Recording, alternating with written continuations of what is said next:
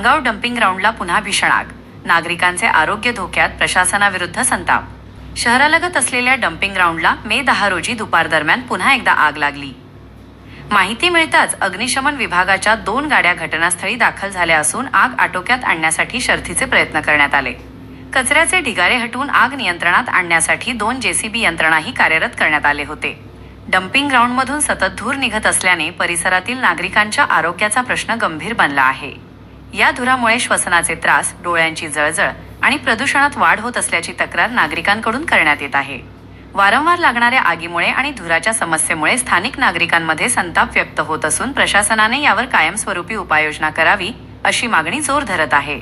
या घटनेमुळे शहरातील कचरा व्यवस्थापनाच्या प्रश्नाकडे पुन्हा एकदा लक्ष वेधले गेले आहे. महाभूमी डिजिटलसाठी अनुप गवळी, खामगाव.